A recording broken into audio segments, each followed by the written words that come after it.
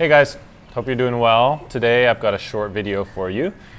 Just thought that I would walk you through some of my most common kind of color mixes, so especially with my greens, but also some really common kind of grays and things that I use. These are kind of the mixes that I do all the time out of my palette. Obviously my palette has a lot more colors that I could mix. I'm happy to do that as well if you guys enjoy this. So yeah, let me know in the comments what you think, and other than that, I hope this is helpful and you enjoy. So you guys, you will see this is not the most beautiful thing in the world that has ever been made, but it's functional, it'll work. So to start off with, I thought that I would give you, I'd spend some time working my Sap Green, because that's kind of a mix that I use a lot. So here's Sap Green, okay? This is one that I use all over the place.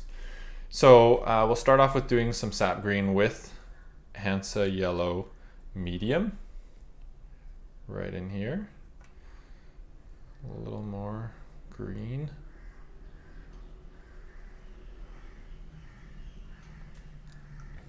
All right. And then we'll try some orange. Oh, I don't have that in this palette. Give me 1 second. So this color is not in my my little travel palette, but here it is here. And we're mixing it with Sap Green. So we've got that there.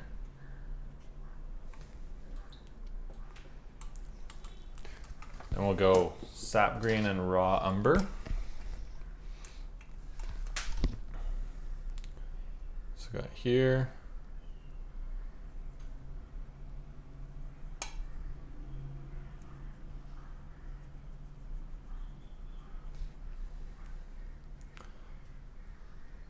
And Ultramarine.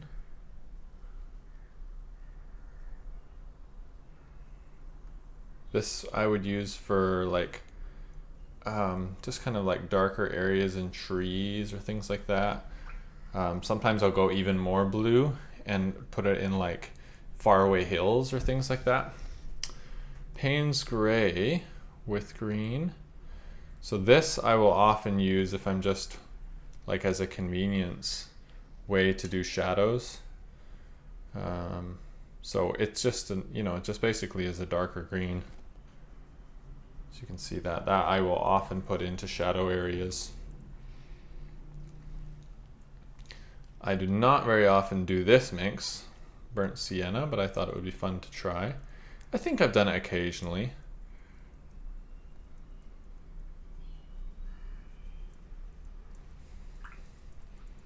Fairly similar to some of these, the Raw Umber.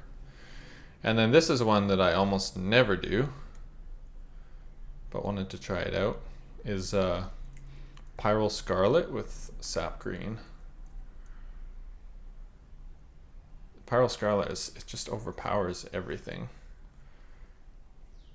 So there's that. All right. So now I'll move over to this side. So this is kind of a lot of my blue mixes. Probably my most common mix, especially for shadow areas, is Ultramarine and then Burnt Sienna. This is like those two colors run out for me on the palette the absolute fastest. So that's that gray you can see. The way that I set this up, I was planning to, give you guys a bit of this type thing. There we go. Next one, Ultramarine.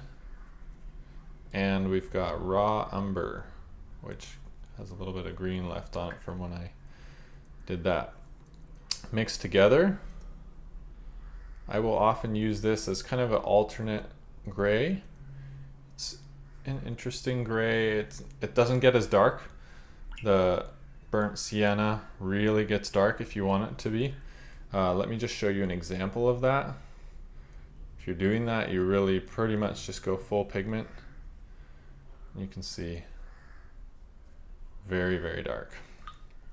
The same does not really happen with the Raw Umber. It gets pretty close.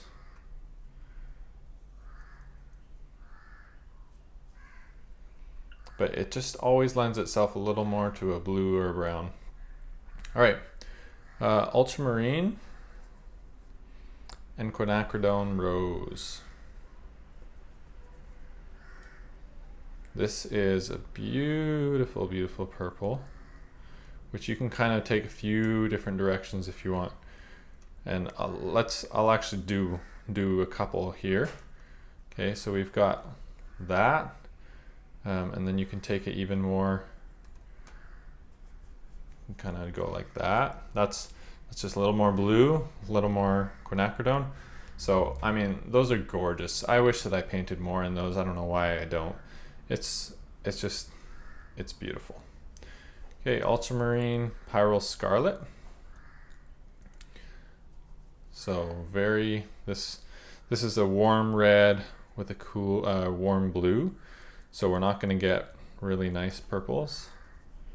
As you can see, it's a very dull purple. This I've started using sometimes as kind of a cloud color. So I'll put it into a blue sky, and it kind of has that purple tint. So it's nice that way.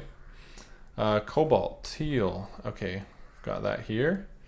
And then pyrrole scarlet. So I do use this as a way to darken up cobalt. So we can go like a dark green. Pyrrole scarlet is so overpowering that it's hard to handle. Okay, sorry I didn't do that in the right order.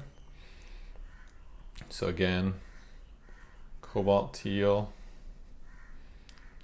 pyrrole scarlet, and this will just I'll use this to kind of, if I'm doing something greeny turquoisey and just going a duller color, I won't go quite usually to that dark, but somewhere along the way there. All right, Hansa yellow medium, nice and clean there. I haven't really used it much. And then pyrrole scarlet. And for this one, we get a really beautiful orange.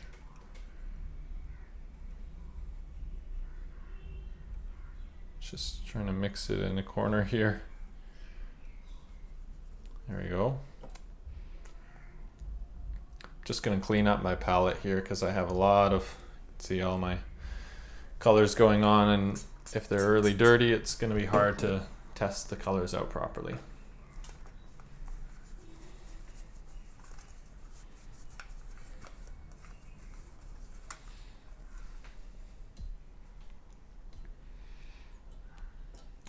All right, cerulean blue, chromium with quinacridone rose. This is one that I've used in a couple paintings. I loved the color scheme that it brought about. Often I actually leave them more alone, like separate, and just have them, they pair really nicely as complementary colors. But that's a beautiful light lavender. Yeah, actually that one would be a great one to use it with what I'm about to do here. So for this one, I'm going ultramarine, quinacridone rose, and then Hansa yellow medium. And what we're going to end up here with, so what I'll do is probably mix up the purple first. Okay, so we get our nice beautiful purple. I do use this sometimes in, like, if I really want some warm shadows. So usually I might probably take a little more, something like that.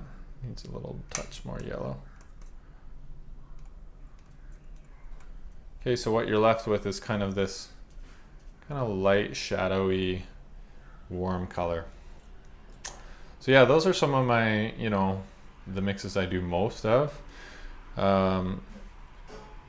Yeah, I would say some more than others as I talked you through. So hopefully that's helpful. These are just not all the colors that you could get out of the palette, but a bunch of the ones that I tend to do. And I mean, there's so much that I haven't even tried in this palette that I still need to get around to and be pushing it in directions in certain ways. So yeah, so much you can do with it. thanks you guys. As I said before, let me know if that was helpful for you guys. Let me know in the comments if there are other mixes you'd like to see, if you'd like to see kind of like all the colors out of especially my smaller travel palette. There's no way that I want to do that with my whole giant palette, so it would just take forever. But I'm happy to show you guys some mixing. At the end of the day, I'm still figuring a lot of it out, and there's a lot of mixing potential that I'm still trying to learn how to get out of my palette that I have. So I'm still learning, just trying to share that with you guys along the way. But yeah, if you have any questions, suggestions, love to hear them. And then other than that, see you in the next video.